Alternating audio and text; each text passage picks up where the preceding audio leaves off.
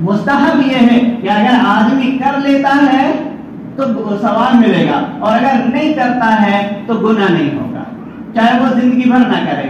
جیسے شب برات میں عبادت یہ مستحب ہے.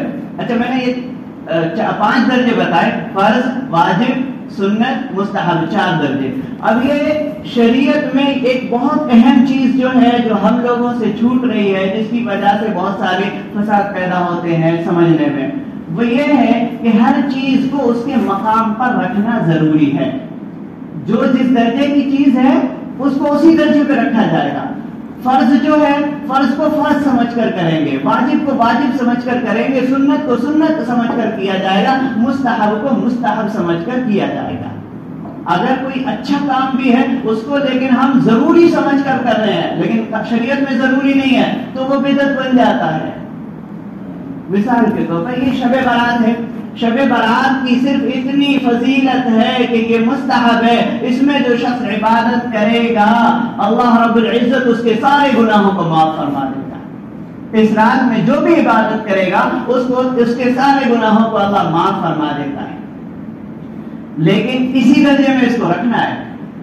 اس کو کوئی تہوار یا کوئی میلہ یا اکٹھا ہو کر عبادت کرنا یا اس میں جلسہ کرنا یہ کوئی چیز شریعت میں نہیں ہے. اگر اس طرح کریں گے تو یہ بدعت. پرانے زمانے کے قلعوں میں آپ جائیں گے تو 2 دیوان ملتے ہیں، ایک دیوان عام ہوتا ہے، ایک دیوان خاص ہوتا ہے. دیوان عام یعنی جہاں پبلک کی سنوائی ہوتی ہے، اور ایک ہوتا ہے دیوان خاص جہاں پہ خاص خاص لوگوں کو بلایا جاتا ہے. تو یہ جو نفلیں ہوتی ہیں یہ دیوان خاص کی طرح ہے کہ اللہ رب العزت خاص طور پر آپ کو بلا رہے ہیں. اب آپ جو ہے اس میں سب کو اکٹھا کر کے چلو بھائی مسجد میں اکٹھا ہوں گے یا چلو بھائی جلسے میں جا کے سنیں عبادت کریں گے، یہ مقصود نہیں ہے ان نفلی عبادتوں میں. بلکہ ہم حضور علیہ الصلوۃ والسلام کی زندگی، صحابہ کی زندگی، ان کے بعد بزرگوں کی زندگی کو دیکھیں گے کہ وہ ان عبادتوں کو کس طرح کیا کرتے ہیں. تو جب ہم حضور علیہ الصلوۃ والسلام کی زندگی میں دیکھتے ہیں، حضور کی پوری سیرت پڑھتے ہیں، تو آپ علیہ الصلوۃ والسلام کبھی بھی مسجد میں نہیں جاتے تھے. شب برات میں، شب برات میں حضور نے کبھی مسجد میں نہ خود گئے نہ صحابہ کو بلایا، بلکہ اپنے کمروں میں صحابہ نے بھی عبادت کی، حضور نے بھی عبادت کی.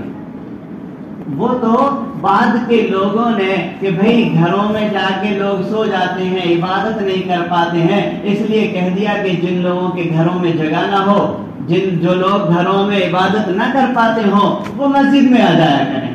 بس اتنی اجازت دی ہے کہ جن کے گھروں میں جگہ نہ ہو، جن کے گھروں میں سو جاتے ہوں، عبادت بالکل نہ کر پاتے ہوں، تو وہ لوگ شب برات میں مسجد میں آ جائیں اور مسجد میں عبادت کریں. لیکن پوری رات جاگنا ضروری نہیں ہے. اللہ رب العزت گھنٹے نہیں گنتا کہ کتنی رات تم کتنے گھنٹے جاگے ہو. اللہ رب العزت اخلاص دیکھتا ہے کہ کتنا ذکر تم نے اخلاص کے ساتھ کیا ہے، بےہودہ باتوں سے بچتے ہوئے، بیکار تفریحات سے بچتے ہوئے کتنی عبادت تم نے کی ہے. بس یہ نہیں دیکھتے کہ کتنے گھنٹے جاگے ہو. آدمی 4 رکعت پڑھے، اخلاص کے ساتھ پڑھے اور فضول کی باتیں نہ کرے، فالتو ادھر سے ادھر وقت برباد نہ کرے اور سو جائے، تو وہ بہتر ہے اللہ کے نزدیک اس کے مقابلے میں جو 2 رکعت پڑھتا ہے، گاڑی اٹھاتا ہے، چلو قبرستان چلے، چلو چوراہے چلے، چلو وہاں چلے، پوری رات گزار دیتا ہے اور ہم تو شب برات میں ہم نے عبادت کی ہے. اس کی عبادت کوئی معنی نہیں رکھتی. میں نے عرض کیا کہ جو چیز جس حد تک شریعت میں ثابت ہے اس کو اسی درجے تک رکھنا ضروری بھی ہے. اور قبرستان میں جانا، اس کو بھی ہم حضور علیہ السلام کی جب سیرت طیبہ میں دیکھتے ہیں تو رسول کریم صلی اللہ علیہ وسلم اپنی پوری زندگی میں شب برات میں صرف 1 بار قبرستان گئے ہیں. صرف 1 بار قبرستان گئے ہیں، ہر سال کبھی قبرستان نہیں گئے. اس لیے اگر ہم چاہتے ہیں کہ ہم حضور علیہ السلام کی سنت کے مطابق اس رات کو گزاریں تو ہمیں یہ 2 چیزوں کا خیال رکھنا ہوگا کہ ہم کو گھر میں زیادہ سے زیادہ عبادت کرنی ہوگی.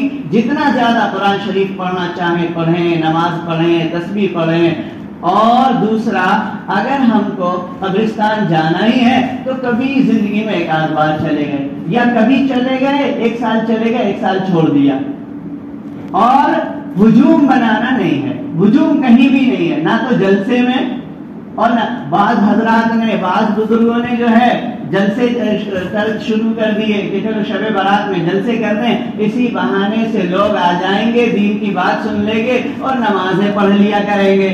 ان کی نیت یہ تھی، لیکن وہ جلسے بھی اب جلسے ہی رہ گئے، عبادت کچھ نہیں ہو پاتی ہے ان میں، اور اس میں بس گاڑیاں چل رہی ہیں، آ رہے ہیں، جا رہے ہیں، بیٹھ رہے ہیں، باتیں کر رہے ہیں، گپے مار رہے ہیں، اور رات بھر تھوڑی بہت 4-5 رکعت 4 رکعت 8 رکعت پڑھ لی اور بس شب برات میں گزاری ہوگی، شب گزاری ہوگی۔ یہ بھی غلط ہے، یہ بھی شریعت میں پسندیدہ نہیں ہے۔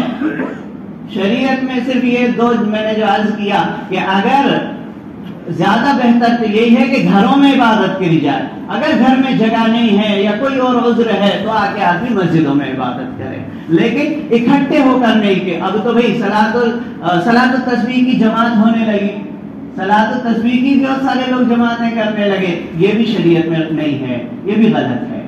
جماعت صرف اسی کی ہوگی جس نماز کی جماعت حضور علیہ الصلوۃ والسلام نے کی ہے، جیسے فرض نمازیں ہیں اور صلاۃ الکسوف ہے، صلاۃ الخسوف ہے، صلاۃ الاستسقاء ہے، بس یہ، اور عیدین کی نمازیں۔ تو جن نمازوں کو جماعت سے اللہ کے نبی صلی اللہ علیہ وسلم نے پڑھا ہے بس وہی نمازیں جماعت سے پڑھی جائیں گی، ان کے علاوہ کوئی نفل نماز جماعت سے نہیں پڑھی جاتی۔